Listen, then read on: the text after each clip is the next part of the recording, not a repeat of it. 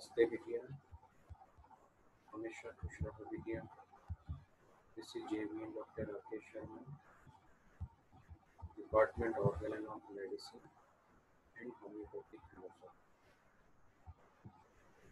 Today we are going to start chapter 16, Robert's philosophy, the second prescription, part 5.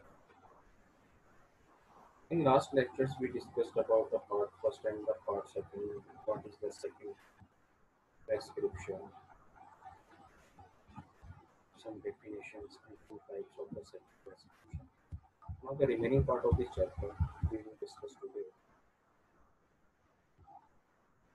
After giving the antidote remedy and taking some time for rest, then again have to study the case again from the beginning and a second prescription should be made. Emphasis must be given on the new symptoms than to the old symptoms, but consider both symptoms.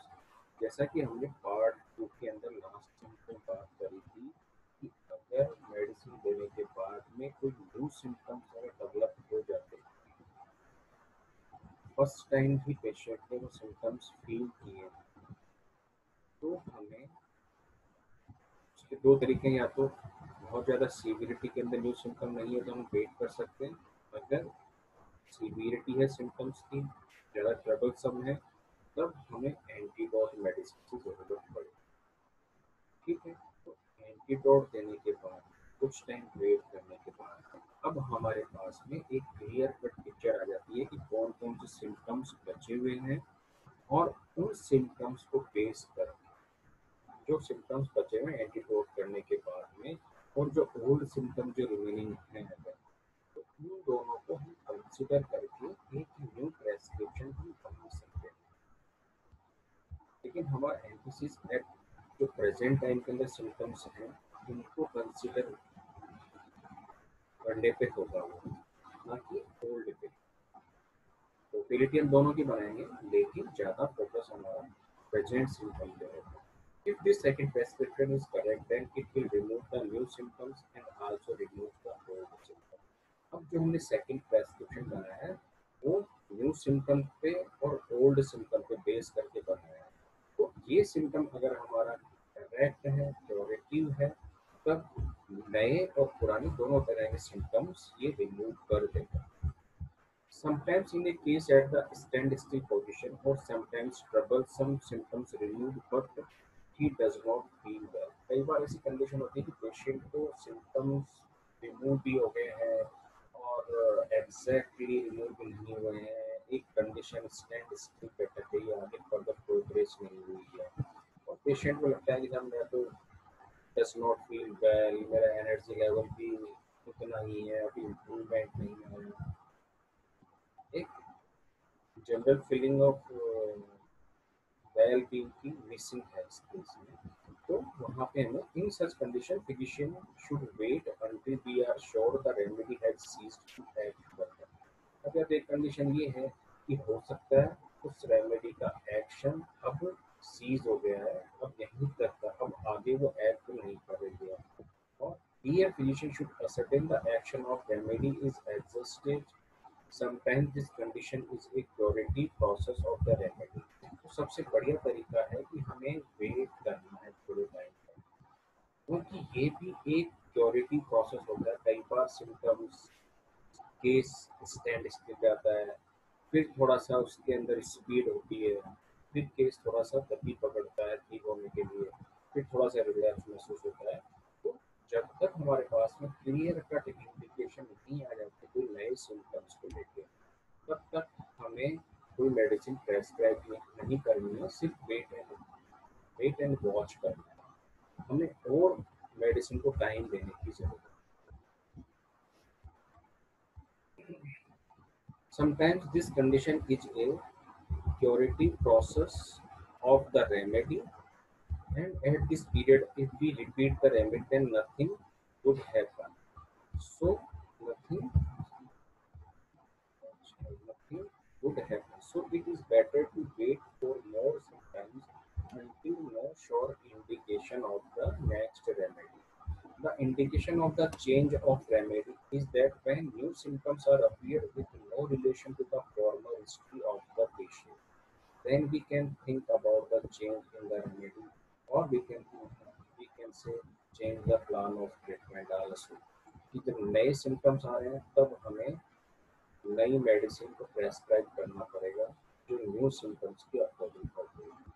The another type of second prescription that is complementary.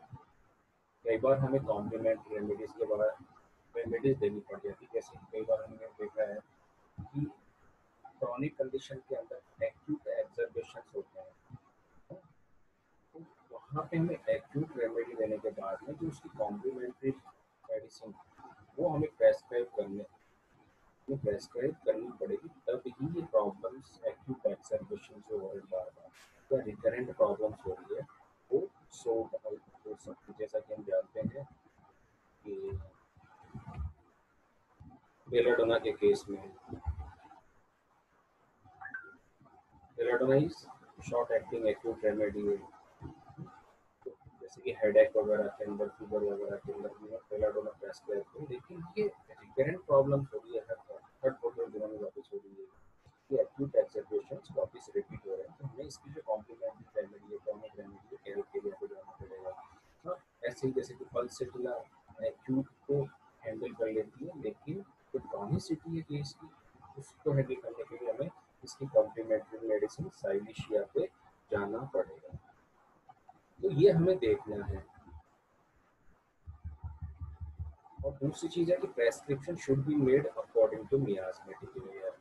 अब chronic case की हम बात करते हैं, जब हमने constitutional medicine prescribe कर दी, अब वो मेडिसिन प्रेजेंट लेयर को रिमूव कर देती है, तो उसके बाद में जो सेकंड लेयर सामने आती है तो नेक्स्ट मियास्मेटिक लेयर की हो सकती है. तो हमें वहाँ पे न्यू मियास्मेटिक रेमेडी सेलेक्ट करके पेशेंट को प्रेस्क्राइब करनी पड़ेगी. और ये जो न्यू हमने बनाया प्रेस्क्रिप्शन वो बेस होगा प्रेजेंट टोटलिटी पे केस के. जैसा कि हम जानते हैं क्रॉनिक केसेस के अंदर हमें एक मेडिसिन से क्योर हमें नहीं मिलता, कई तरह की एंटी मियास्मेटिक मेडिसिन हमें प्रेस्क्राइब करने की ज़रूरत पड़ती है. तो ऐसे केसेस के अंदर कई बार केसेस मिक्स्ड मियास्मेटिक केसेस होते हैं, हिस्ट्री ऑफ सप्रेशन हमें देखने को मिलता है केस के अंदर, तो वहाँ पे हमें कई तरह की मियास्मेटिक रेमेडीज प्रेस्क्राइब करनी पड़ेगी according to the layer of the cases. हो सकता है एट प्रेजेंट जो लेयर है वो फॉस्फोरस की है या साइलिशिया की है. अब नेक्स्ट लेयर इस प्रेजेंट कंप्लेंट को ये वाली रेमेडी फॉस्फोरस से रिमूव कर दिया. अब नेक्स्ट लेयर हो सकता है हमारे पास में नेट्रम्यूर हो, आर्सेनिक हो, कुछ भी हो सकता है. वो डिपेंड करेगा क्या सिम्टम्स हमारे पास में आ रहे हैं. This is the miasmatic prescribe, जिसको हम बोलते हैं miasmatic prescribe. Just remove the layers of the मियाजम. ये लेयर्स बनती रहती है कई सालों तक, कई सालों का ये परिणाम होता है, रिजल्ट होता है. कई तरह के ट्रीटमेंट इसमें जब पेशेंट लेता है तो सप्रेशन की लेयर्स बनना स्टार्ट हो जाती है. So one by one we can remove through miasmatic remedies. So in last, there are main 5 types of second prescriptions. First is the repeat the first prescription. Next, antidote to first remedy. Third, change the remedy. Fourth, complementary remedy. And fifth is the coordinates remedy. Coordinate के अंदर हम बात करते हैं कि कुछ medicine के हम तो हमको पता है रिलेशंस, ठीक है, कि ये रेमेडी इसके बाद में उसको अच्छा फॉलो करती है, इसके बाद में ये रेमेडी इसको अच्छा फॉलो करती है. तो हम इसके अंदर जैसे बात करते हैं आपके कैलकेरिया सल्फर लाइकोपोडियम की, तो ये एक रेमेडी रिलेशनशिप है. मीन्स कि कैलकेरिया हमने दिया, अब सेकंड टाइम में हो सकता है हमें सल्फर देने की जरूरत पड़ जाए. जो रिमेनिंग पिक्चर है वो कैलकेरिया से दूर ना होकर सल्फर से दूर होगी वो, क्योंकि sulphur well followed by Calcarea. Calcarea well followed by sulfur and also sulfur well followed by lycopodium. तो हमें देखना पड़ता है कि जो रेमेनेंट सिम्टम्स बचे हुए हैं तो हमें कहीं पे नेक्स्ट इंडिकेटेड रेमेडी की जरूरत तो नहीं है, क्योंकि उसके रिलेशनशिप के अंदर एक दूसरे को फॉलोज करती है, वेल फॉलोज करती है, जैसे कि पल्सेटिला, क्लोरिक एसिड, साइलिशिया, इन तीनों का कॉम्बिनेशन रहता है हमारे पास में। एकोनाइट की पर्सल स्पोंजिया का हम देखने को मिलता है ब्रोंकाइटिस के अंदर। तो इस तरह की हमें नॉलेज होनी जरूरी है कि कहीं कोऑर्डिनेट्स देने की जरूरत ना पड़े। मीन्स जब एक मेडिसिन पे काम नहीं चल रहा, अब हमें उसकी जो वेल इंडिकेटेड या वेल फॉलोड वाली जो मेडिसिन है वहाँ पे हमें मेडिसिन देने की जरूरत पड़ सकती है। तो this is our chapter 16 is completed.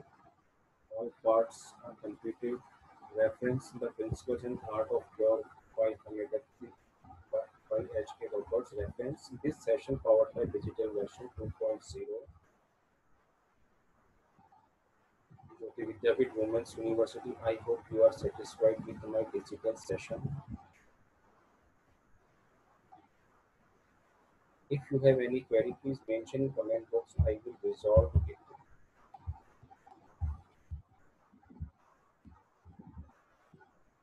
Thank you.